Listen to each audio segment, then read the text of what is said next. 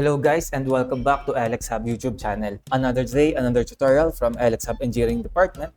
Ang tatalakayin natin ngayon ay kung ano ang rain sensor at kung paano ito gamitin gamit ang Arduino Uno R3. Ang rain sensor module ay isang device na nagde-detect ng presensya ng tubig o kaya naman ay ulan. Ito ay karaniwang ginagamit sa weather monitoring systems, automatic watering systems, or irrigation control. Ang gagamitin natin na rain sensor for this project ay meron two parts. The printed circuit board na merong imprinted copper lines. Kapag napatakan ito ng tubig o ulan, some parts of the imprinted copper lines ay magkokonekta sa isa't isa at mababawasan ang overall resistance ng circuit board. Furthermore, ang rain sensor modules comes with two output. Digital output, high or low, when the detected water or rain reaches a certain threshold. Analog output, ranging from 0 to 1023 for more advanced detection. The sensitivity of the sensor can be adjusted using the potentiometer on the module.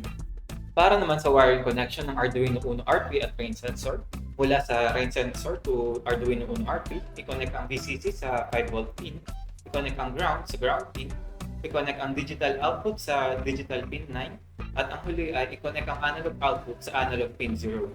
Gagamit tayo ng buzzer to indicate if ang rain sensor natin ay may na-detect na water or not. Tumungo naman tayo sa sketch ng Arduino Uno R3. Define the connected digital and analog pins. Proceeding to void setup, set the pin modes of the buzzer and the rain sensor's digital output accordingly. Proceeding to void loop, read in real time the output of both digital and analog from the rain sensor. When the rain sensor detects water or rain, tutunog ang buzzer. Kapag wala naman, hindi tutunog ang buzzer.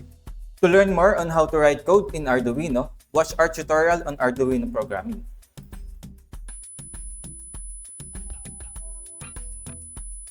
Dito na nagtatapos ang ating project. Sana marami kayong natutunan sa tutorial na ito. To learn more, subscribe to Alex Hub YouTube channel. Hanggang sa muli, paalam!